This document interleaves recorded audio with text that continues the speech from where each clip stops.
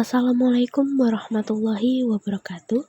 Perkenalkan, kami dari kelompok 2 dari kelas A Tadris Bahasa Indonesia Institut Agama Islam Negeri Ponorogo.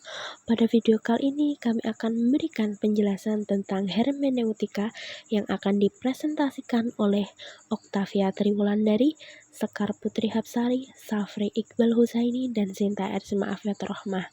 Terima kasih dan selamat menyimak penjelasan dari kami. Perkenalkan, nama saya Safri Iqbal Husaini, dan pada kesempatan kali ini saya akan menjelaskan sedikit mengenai pengertian dari hermeneutika. Hermeneutika adalah cabang ilmu yang dikaji oleh ilmu filsafat yang membahas teori dan praktik interpretasi, terutama dalam memahami teks, bahasa, dan makna.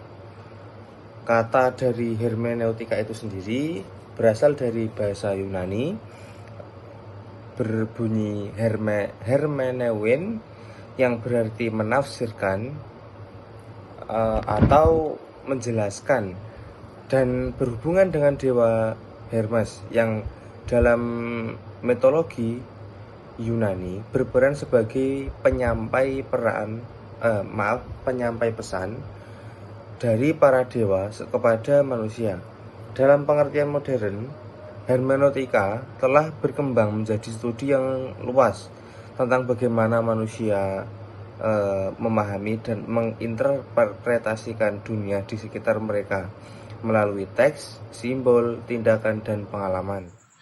Nah, kali ini saya akan menjelaskan tentang sejarah perkembangan hermeneutika dari masa ke masa. Pertama, itu adalah fase klasik abad ke-13 Masehi. Pertama kali hermeneutika itu diperkenalkan melalui karya Aristoteles. Dalam fase klasik ini, hermeneutika itu digunakan sebagai metode penafsiran kitab suci, terutama dalam gereja Romawi di Eropa Barat. Kemudian pada fase romantik, pada abad ke-19, hermeneutika itu mengalami pergeseran signifikan dengan munculnya hermeneutika romantik. Friedrich, salah satu tokoh penting dalam fase ini, untuk menempatkan hermeneutika tidak hanya pada penafsiran kitab suci, tetapi juga pada teks-teks profan. Selanjutnya, fase filsafat. Pada abad ke-20, hermeneutika itu mengalami pembaruan besar dengan munculnya hermeneutika filosofis.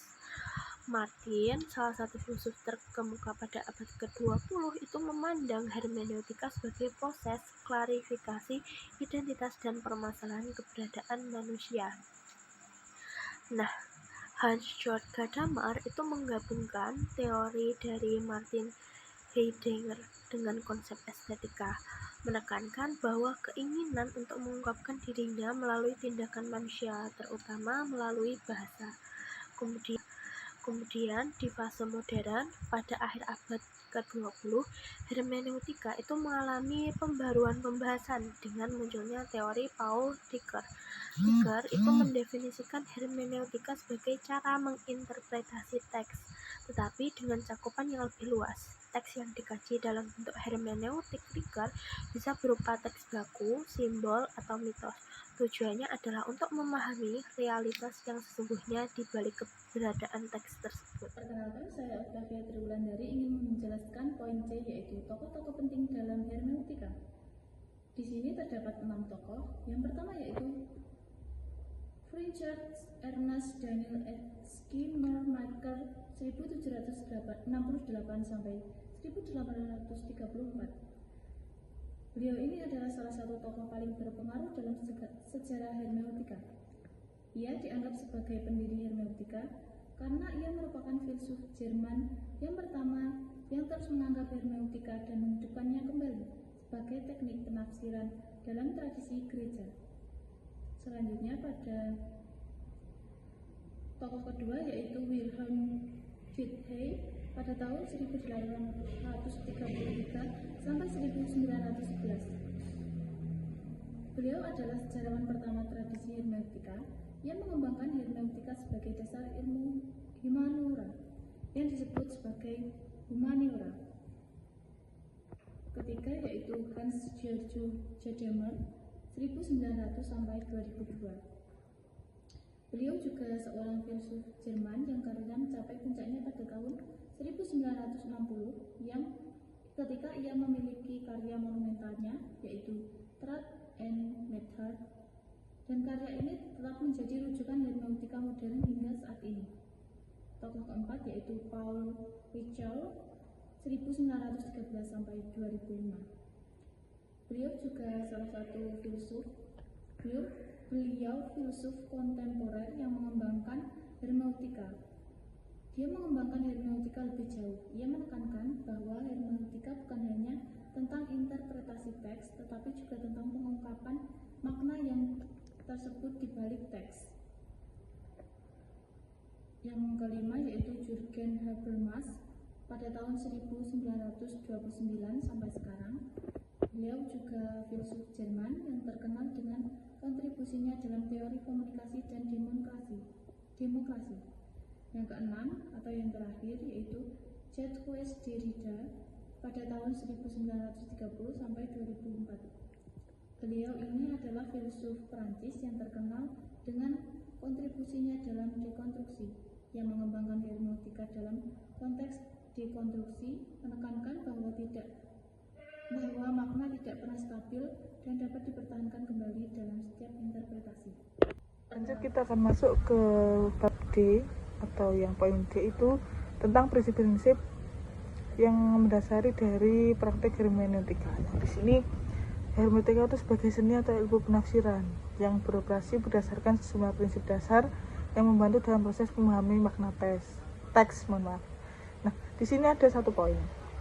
Poin pertama itu membahas tentang prinsip kontekstual, yang dimana prinsip kontekstual ini itu menekankan bahwa pemahaman terhadap satu teks itu tidak dapat dipisahkan dari konteks di mana teks tersebut dihasilkan. Nah, konteks teks ini mencakup dari latar belakang, historis, sosial, budaya, ataupun politik.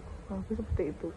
Dan untuk poin kedua itu ada prinsip hermeneutik lingkaran. Nah, di sini yang dimaksud dengan hermeneutik lingkaran itu menyatakan bahwa pemahaman terhadap bagian-bagian suatu teks itu tidak dapat dipisahkan dari pemahaman terhadap keseluruhan teks itu sendiri. Nah, sebaliknya pemahaman keseluruhan ini juga dipengaruhi oleh bagian-bagian tertentu dari teks.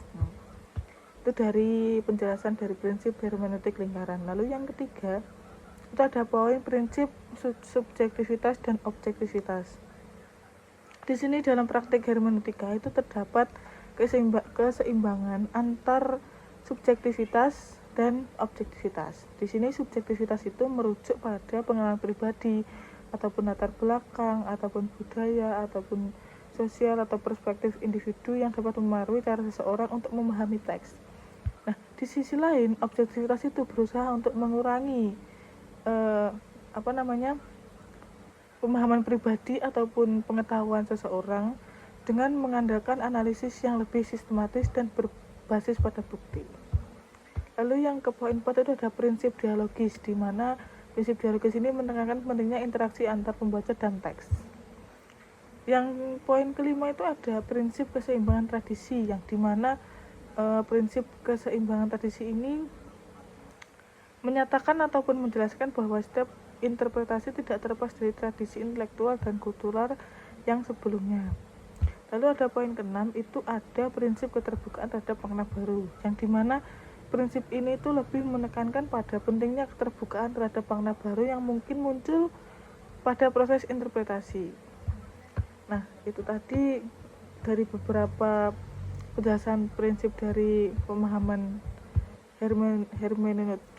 Lanjut untuk poin E itu ada masuk di kekuatan dan kelemahan hermeneutika. Yang pertama, kita akan membahas tentang kekuatan dari prinsip ataupun kekuatan dari penjabaran hermeneutika. Ada poin yang A, itu ada pendekatan kontekstual, yang dimana salah satu kekuatan ini itu ditekankan oleh pendekatan yang sangat memperhatikan konteks, baik konteks historis, budaya, sosial, ataupun politiknya. Lalu yang poin B itu ada penerapan yang fleksibel, di mana hermeneutika ini tidak terbatas hanya pada teks-teks tertulis. Ya, ini dapat diterapkan pada fenomena sosial, karya seni, perilaku, bahkan struktur budaya. Poin C yaitu pengakuan akan subjektivitas, Nah, di sini maksud dari pengakuan akan subjektivitas ini, interpretasi manusia itu tidak pernah sepenuhnya objektif. Setiap orang membawa perspektif dan bisa tertentu dalam membaca teks atau mengamati fenomena. Lalu di poin D itu ada dialog antar waktu dan generasi. Nah, di hermeneutika ini memungkinkan suatu peristiwa yang dimana dialog antar masa lalu dan masa kini. Jadi, makna yang dikandung sebuah teks itu tidak terbatas pada waktu tertentu.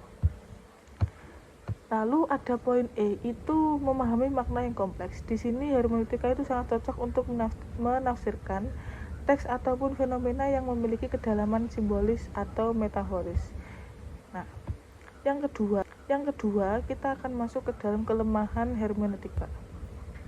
Yang poin A itu ada subjektivitas yang berlebihan, di mana kelemahan hermeneutika ini memiliki nilai dari subjektif atas kekuatan. Jadi terlalu banyak subjektivitas itu bisa menjadi kelemahan. Jika interpretasi terlalu didasarkan pada perspektif pribadi atau konteks membaca, maka asli dari teks ataupun fenomena bisa hilang atau diabaikan. Yang kedua itu ada kurangnya objektivitas, yang dimana bagi mereka yang berorientasi pada ilmu-ilmu empiris atau positif fisik, itu hermeneutika dianggap tidak cukup objektif. Lalu poin C itu ketidakmampuan menghasilkan kesimpulan pasti, yang dimana konsep hermeneutika ini, terutama dalam versi filosofisnya, seringkali lebih menekankan proses pemahaman daripada hasil akhir. Lalu yang D itu ada kompleksitas metodologi, yang dimana konsep hermeneutika ini bisa sangat rumit, terutama karena pada pendekatan yang melibatkan banyak variabel, di antaranya sejarah, budaya, latar belakang pembaca, simbolisme, simbolis teks, simbolis kode ataupun dan sebagainya. Nah, ini memerlukan penguasaan berbagai bidang pengetahuan untuk dapat menafsirkan dengan tepat. Lalu poin E ada rentan terhadap relativisme, di mana dengan menekankan bahwa makna selalu dipengaruhi oleh perspektif pembaca, hermeneutika berisiko mendukung relativisme, gagasan bahwa semua interpretasi sama betulnya atau sama validnya. Lalu ada yang poin F itu sulitnya mengakses intensi asli penulis, yang dimana meski hermeneutika ini berusaha memahami maksud ahli penulis ataupun pencipta yang menciptakan teks tadi, proses interpretasi seringkali menjauhkan pembaca dari maksud tersebut.